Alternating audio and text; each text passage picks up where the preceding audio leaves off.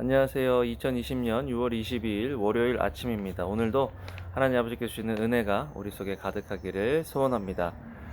오늘 말씀은 신명기 34장 1절에서 8절 말씀입니다. 이제 신명기 마지막 장이죠. 정말 하나님께서 어떻게 한 민족을 인도하셨나를 통해서 하나님이 어떤 분이신가를 우리가 보았고요. 또 오늘은 하나님께서 어떻게 한 사람을 인도하셨는지를 보게 됩니다. 출애굽기의 이야기는 사실 이스라엘 백성의 역사일 뿐만 아니라 한 인간의 역사죠. 시작해서 모세의 출생으로부터 시작해서 모세의 죽음까지 기록되어져 있습니다. 오늘 모세의 죽음을 보면서 여러 가지 묵상을 해보았습니다. 사람은 언젠가는 죽는다라는 거예요. 하나님을 믿어도 죽는다. 또 오늘 마지막 8절에 보면요, 이스라엘 자손이 모압 평지에서 모세를 위하여 애곡하는 기간이 끝나도록 모세를 위하여 30일을 애곡했다라고 했는데, 7절에 모세가 죽을 때 나이 120세였으나 그의 눈이 흐리지 아니하였고 기력이 쇠하지 아니하였더라. 여러분, 아프다고 또 사고로 죽을 수도 있겠지만, 이렇게 건강하고 할 수 있는 일들이 많은데도 죽는 것을 보게 됩니다. 죽음이라는 게 뭘까요, 여러분? 나이가 많이 들어서 그때 죽는 것이 아니라 사람은 언젠가는 죽고 그 순서는 아무도 모른다라는 것입니다. 성경은 우리가 죄 때문에 죽는다고 얘기하죠. 죄의 삭은 사망이요, 하나님의 은사는 그리스도 예수 우리 주 안에 있는 영생이다. 죄의 결과로 죽는다라고 이야기합니다. 그래서 사실 모세도 약속의 땅인 가나안으로 들어가지 못했던 이유 중에 하나는 하나님의 말씀대로 살지 않고 불순종했기 때문에 그렇게 죽는다라고 하나님께서 말씀을 하셨습니다. 또 그렇지만 믿는 자는 죄 사함을 받았기 때문에 그래서 죄 때문에 죽는다고 하기보다는, 믿는 우리는, 하나님의 뜻 안에 있는 우리는 사명이 다하면, 이 땅에서의 사명이 다하면 죽는다라는 것입니다. 모세에게 하나님께서는 너의 사명은 이스라엘 백성들이 요단강을 건너서 약속의 땅에 들어가는 그 순간까지다 라고 말씀을 하시는 것입니다. 여러분, 정말 많은 사람들이 의아해하죠. 하나님, 모세 아니면 이스라엘 백성들을 데리고 요단강을 건너서 요단을, 가나안 땅, 약속의 땅을 정복할 수 있는 사람이 없지 않습니까? 라고 이야기할 수도 있었을 것이고, 모세도 그렇게 생각할 수 있었을 것입니다.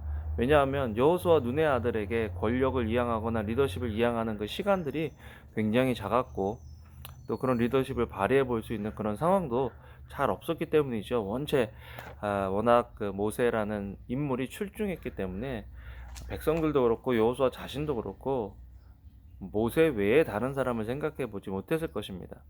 그런데 그런 상황에서 하나님께서 모세를 이제 부르시는 거죠. 여러분, 죽음이라는 게 이 땅에서의 죽음만 생각한다면 모세만큼 허무한 인생이 있을까요? 자기가 정말 원하는 것을 그 눈앞에 두고 거기서 이제 생의 마지막을 맞이해야 하는 거죠. 너무너무 억울할 것 같아요. 너무너무 화가 날 것 같아요. 또 죽음의 장면도 보면요, 너무 허망해요. 벳보의 맞은편 모압 땅에 있는 골짜기에 장사되었고 오늘까지 그의 묻힌 곳을 아는 자가 없더라.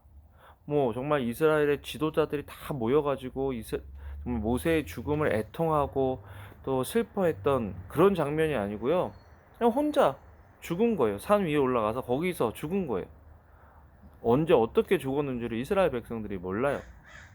너무나 아쉽고 너무나 허망하고 너무나 초라한 죽음이다. 일생을 헌신하고 살았는데 애도의 말 한마디, 또 아쉽다는 말 한마디 못 듣는 거죠.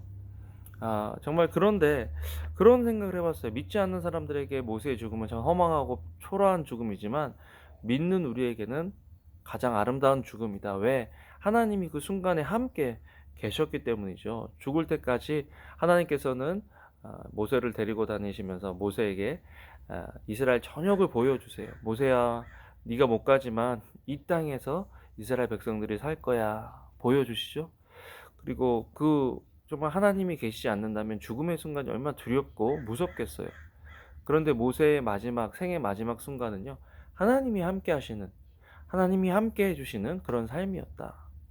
그러면 죽음도 두렵지 않겠죠. 왜? 죽음은 또 다른 문이기 때문입니다. 이 문 너머에 또 다른 세상이 있고 그 세상에서는 믿는 사람에게는 하나님과 더 친밀해지고 하나님을 직접적으로 보고 또 살아갈 수 있는 그런 세상이 다시 펼쳐지기 때문이죠. 우리가 마치 우리가 죽음을 생각하고 잠자리에 들어보세요. 내일 아침에는 나 눈을 못 뜰 거야. 그러면 얼마나 두려워서 잠을 못 자겠어요. 그런데 하나님께서는 우리가 잠을 자고 또 눈을 뜨면 그날 다음날 아침인 거예요. 마치 그런 것처럼 우리 영적인 삶도요. 우리 이 땅에서 눈을 감고 눈을 뜨는 순간 그 땅은 바로 천국이라는 거죠. 믿는 자들에게요. 그래서 영원한 세계를 준비한 우리들에게는 그런 하나님께서 함께 하시는 또 복이 있기 때문에 죽음도 축복이다라는 것들을 우리가 알고 우리 오늘을 하루 살아가면서 뭐 이 땅에서 영원히 살아갈 사람으로 살아가는 것이 아니고요. 죽음 후에 세계에 대해서 내가 준비가 되었는가, 내 주변에 있는 사람들은 준비가 되었는가 한번 점검해 보고 하나님께서 우리에게 주시는 그 마음으로 또 이 땅을 살아가면 좋겠다 하는 그런 묵상이 되어졌습니다. 여러분, 죽음이라는 게요, 우리가 외면한다고 무시한다고 우리에게 찾아오지 않는 것이 아니죠. 그렇기 때문에 우리는 죽음을 잘 준비해야 됩니다. 기억하세요. 믿는 자에게는 죽음도 축복이다.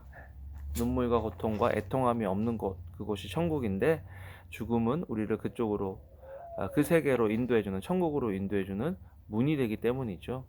그렇지만 기억하세요. 이 땅에서의 사명이 잘 완수된 자에게 죽음은 축복입니다. 여러분, 오늘 하루 살아가시면서 이 땅에 나를 보내신 이유가 무엇인지, 내가 어떻게 살아야 되는지, 우리가 어떻게 살아야 하는지, 또 하나님께서 부르신 부르심을 따라 살아가는 하루 되기를 소원합니다. 기도하겠습니다. 사랑과 은혜가 많으신 하나님, 모세의 삶이 끝나네요. 믿어도 죽고 건강해도 죽을 수 있는 것이 우리 인생이지만 하나님이 그 죽음의 순간에 함께 하셨고 죽음 후에 영원한 하나님과 함께 영원히 살아가고 있을 모세를 바라보며 또 천국을 소망하게 됩니다. 하나님, 우리가 이 땅에서 영원히 살 것처럼 살아가는 것이 아니라 천국을 소망하며 살아갈 수 있도록 저희들에게 지혜와 능력을 허락해 주시옵소서. 감사를 드립니다. 예수님 이름으로 기도합니다. 아멘. 아멘. 여러분, 감사하고요. 사랑해요. 여기가 저희 집 뒷마당이에요. 뒷마당 잘 모르는 사람들 많은데 이렇게 짜자잔. 저희 집 페리오, 또 저기 이렇게 야자수 나무도 보이죠. 여러분, 오늘도 좋은 하루 되세요.